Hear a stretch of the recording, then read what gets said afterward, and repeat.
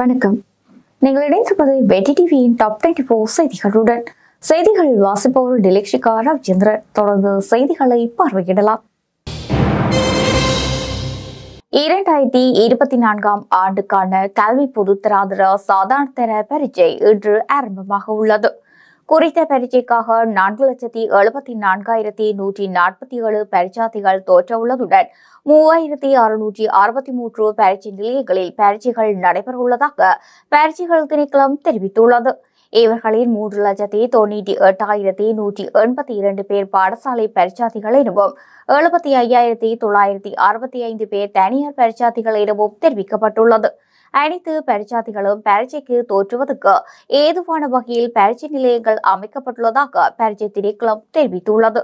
இதேபோல பரீட்சைகள் தொடர்பில் ஏதேனும் அசௌகரியங்கள் ஏற்படுமாயின் பரீட்சார்த்திகள் அது குறித்து 1911 என்ற பரீட்சை திணைக்களத்துக்கு துரித இலக்கத்துக்கு அழைப்பை ஏற்படுத்தி அறியப்படுத்துமாறு பரீட்சை திணைக்களம் அறிவித்துள்ளது. எதிர்வரும் உள்ளூராட்சி மன்ற தேர்தலுக்கான வேட்புமனுக்களை தாக்கல் செய்யும் நடவடிக்கை இன்று ஆரம்பமாக உள்ளது. எதிர்வரும் 20ஆம் தேதி நண்பகல் வரையில் வேட்புமனுக்களை தாக்கல் செய்ய முடியும் என தேர்தல் ஆணைக்குழு அறிவித்துள்ளது. அதனிடையே உள்ளூராட்சி மன்ற தேர்தலுக்கான கட்டுப்பணம் செலுத்துவதற்கு கடந்த 3ஆம் தேதி முதல் வழங்கப்பட்டிருந்த கால அவகாசம் எதிர்வரும் 19ஆம் தேதி நள்ளிரவுடன் நிறைவடைய உள்ளது. நேற்று நள்ளிரவு முதல் முன்னெடுப்பதற்கு திட்டமிட்டிருந்த 48 மணி நேர பணிப்புறக்கணிப்பை தொடர்பான தீர்மானத்தை கைவிட்டுள்ளதாக ஒன்றிணைந்த அஞ்சல் தொழிற்சங்கம் தெரிவித்துள்ளது. 7 அம்ச கோரிக்கைகளை முன்னிறுத்தி 48 மணி நேரம் பணிப்புறக்கணிப்பில் ஈடுபடுவதற்கு ஒன்றிணைந்த அஞ்சல் தொழிற்சங்கம் தீர்மானித்திருந்தது. எவ்வாறாயினும் விடயத்துக்கு பொறுப்பான அமைச்சருடன் நடத்திய பேச்சுவார்த்தையை அடுத்து பணிப்புறக்கணிப்பு தொடர்பான தீர்மானத்தை கைவிட்டுள்ளதாக ஒன்றிணைந்த அஞ்சல் தொழிற்சங்கம் தெரிவித்துள்ளது. உள்ளூராட்சி மன்ற தேர்தலுக்கான அஞ்சல் மூல வாக்களிப்புக்கான விண்ணப்பங்களை ஏற்றுக்கொள்ளும் நடவடிக்கை இன்று நள்ளிரவுடன் நிறைவடையுள்ளது. எனவே இதுவரை விண்ணப்பிக்காத தகமை உள்ள விண்ணப்பதாரிகள் அஞ்சல் மூலம் விண்ணப்பங்களை சமர்ப்பிப்பதை தவிர்க்குமாறு தேர்தல்கள் ஆணைக்குழு அறிவித்துள்ளது. அதன்படி இன்று நள்ளிரவு 12 மணிக்கு முன்னர் சம்பந்தப்பட்ட விண்ணப்பங்களை மாவட்ட தெரிவித்தாட்சி அலுவலகத்துக்கு நேரில் சென்று ஒப்படைக்குமாறு தேர்தல் ஆணைக்குழு கோரியுள்ளது. அதே நேரம் அஞ்சல் மூல வாக்களிப்புக்கான விண்ணப்பங்களை ஏற்றுக்கொள்வதற்கான கால அவகாசம் இந்த சூழ்நிலையிலும் நீடிக்கப்படாது எனவும் தேர்தல் ஆணைக்குழு அறிவித்துள்ளது. சர்வதேச மாஸ்டர்ஸ் லீக் கிரிக்கெட் தொடரின் இறுதிப் போட்டியில் இந்தியா மாஸ்டர்ஸ் அணி 6 விக்கெட்டுகள் வித்தியாசத்தில் வெற்றி பெற்றது. குறித்த போட்டியில் இந்தியா மாஸ்டர்ஸ் மற்றும் மேற்கிந்திய தீவுகள் மாஸ்டர்ஸ் அணிகள் மோதின.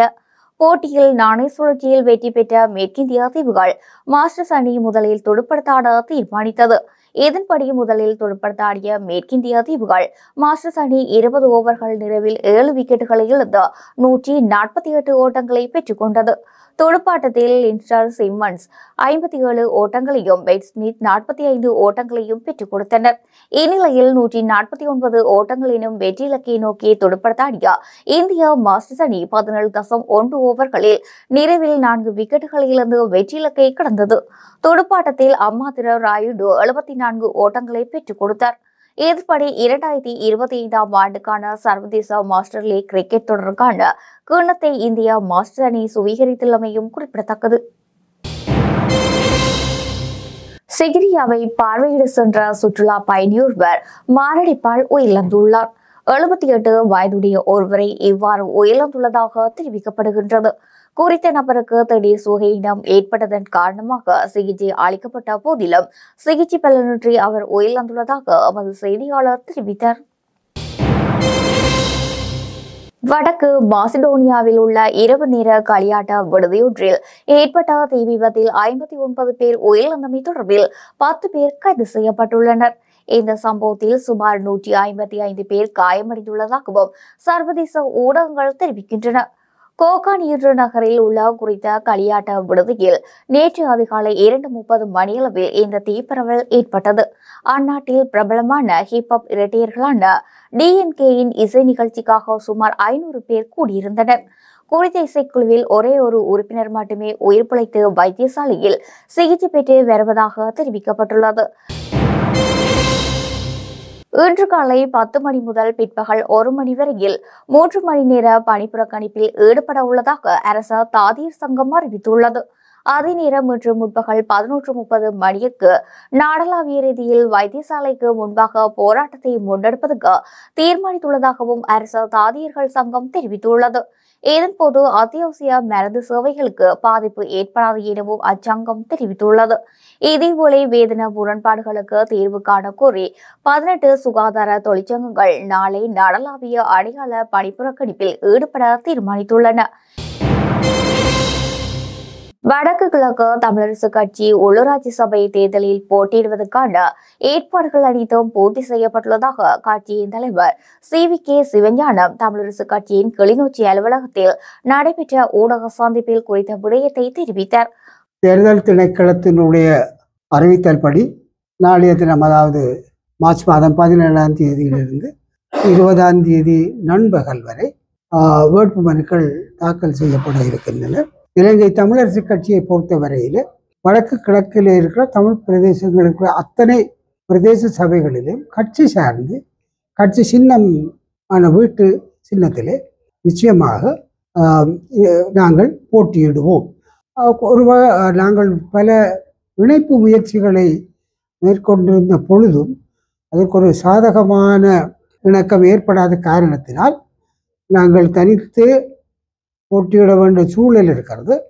கட்சியை பொறுத்தவரையில் குறிப்பாக தென்னிலங்கை கட்சிகள், தென்னிலங்கை தலைமையை கொண்ட கட்சிகளில் இருந்து எங்களுடைய மக்கள் விடுபட்டு தமிழ் தேசியம் சார்ந்த கட்சிகளுக்கு வாக்களித்து ஒருவேளை எங்களுக்கு கூடுதலான ஒரு ஆசனம் கிடைக்காவிட்டால் ஏனையோரோடு சேர்ந்து நாங்கள் தமிழ் தேசியம் சார்ந்த உள்ளூராட்சி அமைப்பு, உள்ளூராட்சி என்பது உள்ளூர் நிர்வாகம், உள்ளூர் மக்களாலே மக்களுக்காக நிர்வகிக்கப்படுகிற ஒரு கட்டமைப்பு.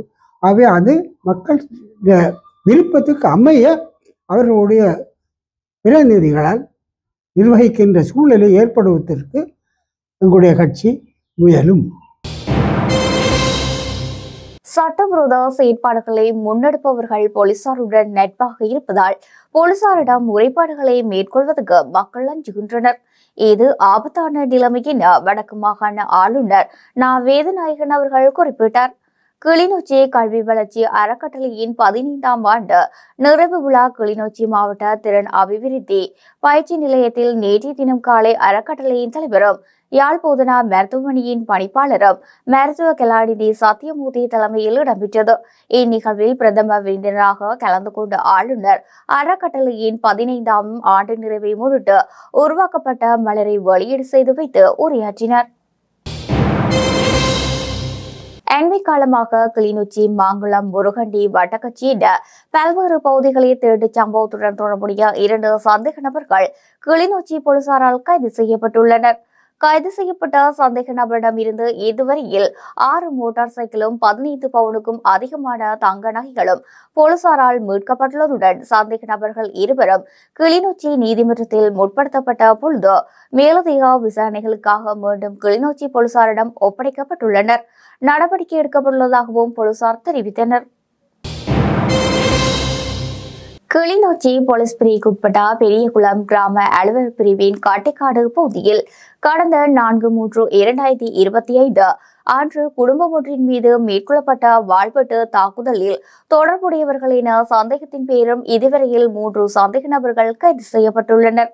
கடந்த வாரம் ஒருவரும் நேற்றைய தினம் யூடியூப் கணவன் மனைவி உள்ளடங்கலாக 3 சந்தேக நபர்கள் கைது செய்யப்பட்டுள்ளனர். நேற்றைய தினம் கைது செய்யப்பட்ட இருவரும் இன்றைய தினம் கிளிநொச்சி நீதவான் நீதிமன்றத்தில் முன்னிலைப்படுத்துவதற்கு நடவடிக்கைகள் எடுக்கப்பட்டுள்ளதாக கிளிநொச்சி போலீசார் தெரிவித்தனர். குறைபாடுகள் இருந்தும் மக்களின் கருத்துகளுக்கு கடந்த கால அரசாங்கம் செவிசாய்த்து திட்டங்களை முன்னெடுத்த நிலையில் தற்போதைய அனுர அரசாங்கம் வடக்கில் கடத்தொழில் சமூகத்தின் கருவறுத்து ஏப்பமிடும் செயற்பாடை முன்னெடுத்து வருகின்றனர் என வடக்கின் கடத்தொழில் அமைப்பு பிரதிநிதி அன்னலிங்கம் அன்னரசா சுட்டிக்காட்டியுள்ளார். நேற்றைய தினம் யாழ் ஊடக அமையத்தில் நடைபெற்ற ஊடக சந்திப்பின் போது இவர் இவ்வாறு தெரிவித்தார். இல்லை, இலங்கை இந்திய மீனவர்களுடைய பிரச்சினை தொடர்பாக வடக்கு கடற்றொழில் சமூகத்தினுடைய தெளிவான நிலப்பாடு, இலங்கை கடற்பரப்புக்குள் இழுவை மடியோடு இந்திய மீனவர்கள் வருவதை நிறுத்த வேண்டும். இதற்கு 2 அரசாங்கங்களும் நடவடிக்கை எடுக்கணும். ஆனால் இலங்கை அரசாங்கத்தினுடைய அமைச்சர் ஊடகத்துக்கு கருத்து வழங்குகின்றார், இந்திய மீனவர்கள் வருகையை கட்டுப்படுத்துவோம், அதற்குரிய தீர்வை பெறுவோம் என்று. ஆனால் 10ஆம் மாதம் 29ஆம் தேதி 2024ஆம் ஆண்டு நடந்த அதிகாரிகள் மட்ட கூட்டுக்குழுவுக்கு பிற்பாடு இன்று 2025ஆம் ஆண்டு 3ஆம் மாதம் 16ஆம் தேதி. அப்ப இந்த 3 மாதங்கள்ல என்ன ராஜதந்திர நடவடிக்கை நீங்க எடுத்தீர்கள்? வெறுமனவே ஊடகத்துக்கு கதை சொல்வது மட்டும் இல்லை, இது தொடர்பாக அடுத்த கட்ட நடவடிக்கை எடுக்கணும். இலங்கை இந்திய கடலோர காவல்படை இணைஞ்சு கடலிலே ரோந்து நடவடிக்கை நடைபெற்றால் இந்த மீனவர்களின் வருகையை கட்டுப்படுத்தலாம், எங்களுடைய கடலையும் சூழலையும் நாங்கள் பாதுகாத்துக் கொள்ளலாம். அது 2 நாட்டு அரசாங்கம், அதிகாரிகள், மீனவர்கள் இணைந்துதான் அதனை மேற்கொள்ள வேண்டும். வெறுமனவே அமைச்சர் கடந்த 3 மாதங்களாக வாயிலே சொல்லிக் கொண்டிருக்கிறார்களே ஒழிய அதாவது ராஜதந்திர நடவடிக்கையோ சட்ட ரீதியான நடவடிக்கையோ எதுவுமே எடுக்கவில்லை என்பதுதான் எங்களுடைய நிலப்பாடு. நாங்கள் இலங்கை இந்திய மீனவருடைய பிரச்சினை தீர வேண்டும், தீர்க்கப்பட வேண்டும். எங்களுடைய சமூகம் பாதிப்பதை நாங்கள் ஏற்றுக்கொள்ள முடியாது என்ற செய்தியிலேயே நாங்கள் தெளிவாக இருக்கின்றோம். கிளிநொச்சி முகமாலை பகுதியில் நேற்றைய தினம் இடம்பெற்ற விபத்தில் 3 காயமடைந்துள்ளனர். கிளிநொச்சி முகமாலை இந்திராபுரம் பகுதியில் 2 மோட்டார் சைக்கிள் மற்றும் ஹயஸ் வாகனம் என்பன மோதி குறித்த விபத்து இடம்பெற்றுள்ளது. இந்த விபத்தின் போது 3 காயமடைந்த நிலையில் கிளிநொச்சி மாவட்ட பொது வைத்தியசாலையில் அனுமதிக்கப்பட்டுள்ளனர். சம்பவம் தொடர்பாக படை போலீசார் மேலதிக விசாரணைகளை முன்னெடுத்து வருகின்றனர். பொகவந்தலாவ தேரோசிய தோட்ட பகுதியில் உள்ள வீடொன்றிலிருந்து கணவன் மற்றும் மனைவி ஆகிய 2 சடலங்கள் மீட்கப்பட்டுள்ளதாக பொகவந்தலாவ போலீசார் தெரிவித்தனர். நேற்றைய தினம் சம்பவம் இடம்பெற்றுள்ளது. குறித்த வீட்டில் துர்நாற்றம் வீசுவதாக பொதுமக்கள் வழங்கிய தகவலுக்கு அமைய சம்பவ இடத்துக்கு விரைந்த போலீசார் சடலங்களை மீட்டுள்ளனர். 2 சடலங்கள் கிடக்கும் அருகாமையில் நஞ்சு போத்தல் இருந்ததாகவும், சடலமாக மீட்கப்பட்ட பெண் சிறிது காலம் கொழும்பு பகுதியில் கூலி தொழில் செய்து வந்ததாகவும் தெரிவிக்கப்படுகின்றது.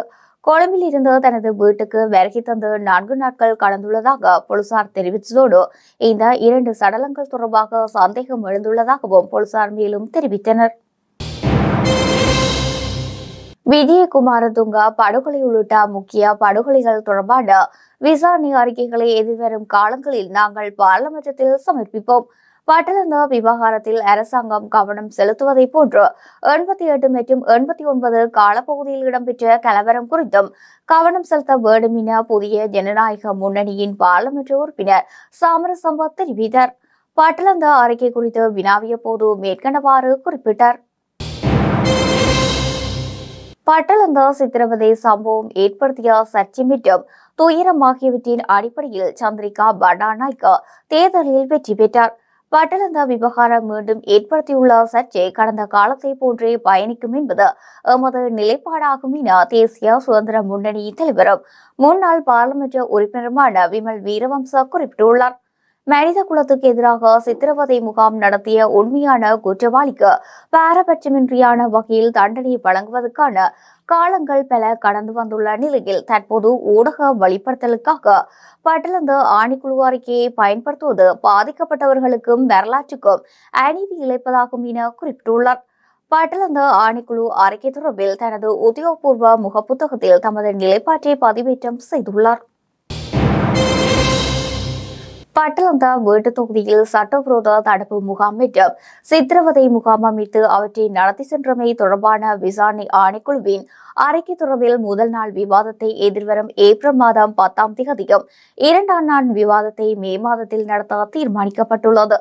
சபாநாயகர் ஜகத் விக்ரமரத்ன தலைமையில் சனிக்கிழமை பாராளுமன்ற அலுவல்கள் தொடர்பான குழு கூடியது. இதன்போது இந்த தீர்மானம் எடுக்கப்பட்டது. உணராட்சி துறை சட்டமூலம் தொடர்பாக 2வது மதிப்பீட்டு விவாதம் எதிர்வரும் 20ஆம் தேதி ஒதுக்கீட்டு சட்டமூலத்தின் குழுநிலை விவாதத்தின் பின்னர் பிற்பகல் 6 மணி முதல் 8 மணி வரையில் நடைபெற உள்ளது. இத்துடன் நமது டாப் 24 செய்திகள் நிறைவடைகின்றன. தொடர்ந்து இணைந்திருங்கள் வெற்றி டிவியின் லஞ்ச் பிரேக் செய்திகளுடன். வணக்கம்.